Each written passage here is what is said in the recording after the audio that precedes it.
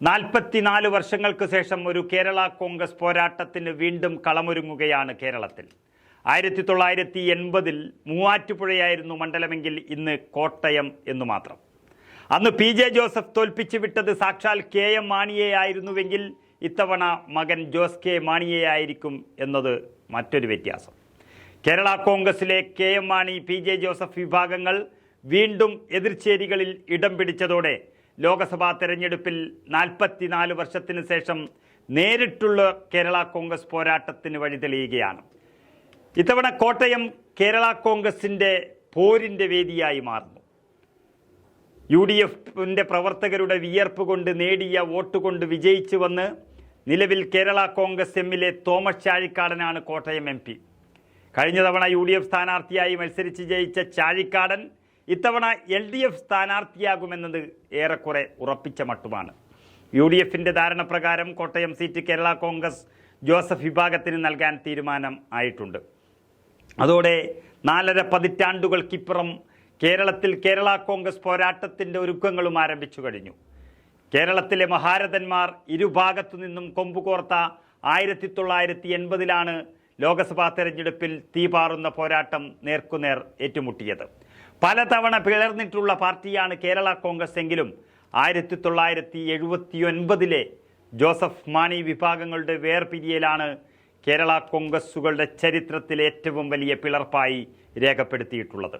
ചരിത്രപരമായ പിളർപ്പ് കഴിഞ്ഞ് ഒരാണ്ട് പൂർത്തിയാകുന്നതിന് മുൻപ് തന്നെ അന്ന് ഇരുവിഭാഗത്തിനും ശക്തി തെളിയിക്കാൻ ലോക്സഭാ തെരഞ്ഞെടുപ്പ് മുന്നിൽ വന്നു നിന്നു. 2024-ന് സമാനമായി തന്നെ 1980-ൽ സിറ്റിംഗ് MP ആയിരുന്ന ജോർജ് J. മാത്യു മാണി വിഭാഗത്തിനൊപ്പം നിന്നു. ചരിത്രത്തിൽ കാണാത്ത രീതിയിൽ ഇരു കേരള കോൺഗ്രസിൻ്റെ വീറും വാശിയും പ്രകടമായ ആ തെരഞ്ഞെടുപ്പിൽ സിറ്റിംഗ് MP ജോർജ് J. മാത്യുവിനെ തന്നെയാണ് മാണി വിഭാഗം മൂവാറ്റുപുഴ ലോക്സഭാ മണ്ഡലത്തിൽ മത്സരത്തിനിറക്കിയത്. UDFിലെ ജോസഫ് വിഭാഗം ജോർജ് ജോസഫ് മുണ്ടക്കലിനെയും രംഗത്തിറക്കി. ജീവൻ മരണ പോരാട്ടത്തിനന്ന് മൂവാറ്റുപുഴ വേദിയായി. ഒരു ഭാഗത്ത് LDFിൻ്റെ തെരഞ്ഞെടുപ്പിന് മേൽനോട്ടം സാക്ഷാൽ KM മാണി തന്നെ മുന്നിൽ നിന്ന് നയിക്കുന്നു.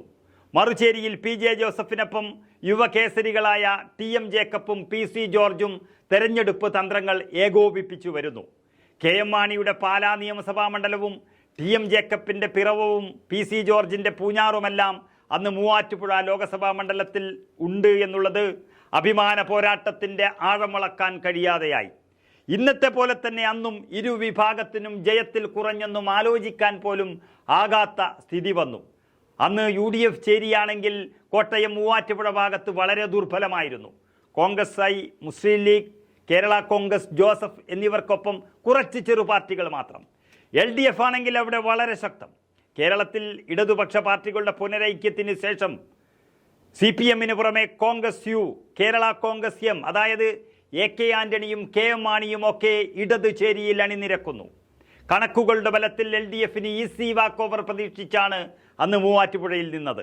UDFന് അനുകൂലമായി നിന്നത് രാജ്യവ്യാപകമായി ഉണ്ടായിരുന്ന ഇന്ദിരാ തരംഗവും കരുണാകരൻ്റെ ചില നീക്കങ്ങളും മാത്രമായിരുന്നു. LDFിൻ്റെ ജോർജ് J. മാത്യു കുതിര ചിഹ്നത്തിലും UDFിലെ ജോർജ് ജോസഫ് ആന ചിഹ്നത്തിലും മത്സരിക്കുകയാണ്. ജോസഫ് ഗ്രൂപ്പിൻ്റെ ചാണക്യനായ TM ജേക്കബ് മാണി വിഭാഗത്തിനെ വീഴ്ത്താൻ ചിഹ്നത്തിലെ അപരനെ തന്നെ ഇറക്കി കളിച്ചു. അന്ന് കുതിരയോട് ഏറെ സാമ്യമുള്ള ഒട്ടകത്തെ കളത്തിലിറക്കി ഒട്ടക ചിഹ്നത്തിൽ മത്സരിക്കാൻ NV ജോർജ് എന്നൊരു സ്ഥാനാർത്ഥിയെയും TM ജേക്കബ് കൊണ്ടുവന്നു. ഏതായാലും കുതിരയ്ക്ക് പോകേണ്ടിയിരുന്ന 10,000-ലേറെ വോട്ട് ഒട്ടകം പിടിച്ചെടുത്തു.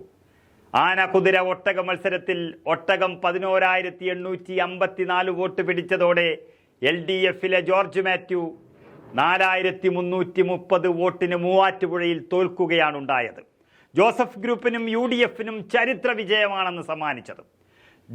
ജോസഫ് ഗ്രൂപ്പിന് രാഷ്ട്രീയ അസ്തിത്വം നേടിക്കൊടുത്തൊരു തെരഞ്ഞെടുപ്പ് കൂടിയായിരുന്നു അത്.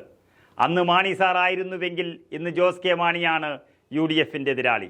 അന്ന് തോൽപ്പിക്കാൻ അവരനെ കളത്തിലിറക്കേണ്ടി വന്നിട്ടുണ്ടെങ്കിൽ ഇന്ന് UDF നേരിട്ട് തന്നെ വിജയിക്കുന്ന സ്ഥിതിയാണുള്ളത്. തോമസ് ചാഴിക്കാടൻ്റെ എല്ലാ ക്രെഡിബിലിറ്റിയും നഷ്ടപ്പെടുത്താൻ ജോസ് കെ മാണിയുടെ അവസരവാദ രാഷ്ട്രീയത്തിന് ഇവിടെ കഴിയുകയാണ്. അന്ന് തോറ്റ മാണി സാറിനെ പിന്നീട് വീണ്ടും കോൺഗ്രസ് വലിയ നിലയിലെത്തിച്ചുവെങ്കിലും ഇപ്പോൾ 1980 ഒരിക്കൽ കൂടി ആവർത്തിക്കുമ്പോൾ ജോസ് കെ മാണിയുടെ പൂർണ്ണമായ രാഷ്ട്രീയ തകർച്ചയ്ക്കായിരിക്കും കോട്ടയം സാക്ഷ്യം വഹിക്കുന്നത്.